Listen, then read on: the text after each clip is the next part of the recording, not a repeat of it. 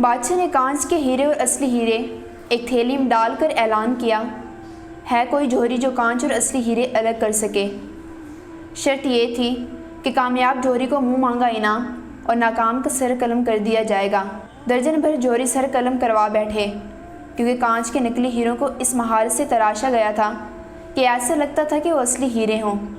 ڈھنڈورا سن کر ایک اندھا شاہی محل میں حاضر ہوا، سلام کے بعد بولا کہ میں وہ ہیرے اور کانچ الگ الگ کر سکتا ہوں۔ بادشاہ نے مذاق اڑایا اور ناکامی کی صورت میں سر قلم کرنے کی شرط بتائی۔ اندھا ہر شرط ماننے کو تیار ہوا، ہیروں کی تھیلی اٹھائی اور محل سے نکل گیا۔ 1 گھنٹے بعد حاضر ہوا، اس کے ایک ہاتھ میں اصلی اور دوسرے ہاتھ میں کانچ کے نکلی ہیرے تھے۔ شاہی جوہریوں نے تصدیق کی کہ اندھا جیت گیا ہے۔ بادشاہ بہت حیران ہوا، اس کی حیرت کی انتہا نہ رہی کہ ایک کام جو آنکھوں والے نہ کر سکے وہ کام ایک نابینا کیسے کر گیا۔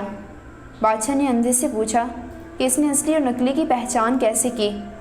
اندھا بولا، یہ تو بہت آسان ہے، میں نے ہیروں کی تھیلی کڑی دھوپ میں رکھ دی، پھر جو تپش سے گرم ہو گئے وہ نکلی تھے اور جو گرمی برداشت کر گئے اور ٹھنڈے رہے وہ اصلی تھے۔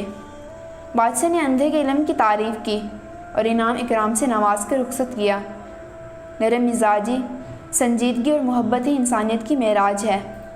کردار کی محنت کرنے والوں کا حساب بھی ان ہیروں جیسا ہی ہے، کیونکہ جو دنیا کی مشکلات اور تلخیوں کو برداشت کر گیا، مصائب کو سہ گیا اور دل شکنی کرنے والوں کی گفتگو پر اخلاق سے نہ گرا، وہ اصلی ہیرا ہے، اور جو ان تلخیوں پر اپنا توازن کھو بیٹھا وہ کانچ کا ہے۔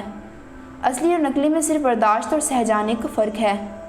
انسان لوگوں کے طعنوں کو اس وقت تک برداشت کریں جب تک وہ ہیرا نہ بن جائیں۔ ہیرا بننے کے بعد ہیرے پر کوئی دباؤ، کوئی آگ اور کوئی تپش اثر نہیں کرتی۔ جس طرح چکنے گھڑے پر پانی نہیں ٹکتا، اسی طرح اصلی ہیرے پر کوئی تیر، کوئی نشتر کام نہیں کرتا۔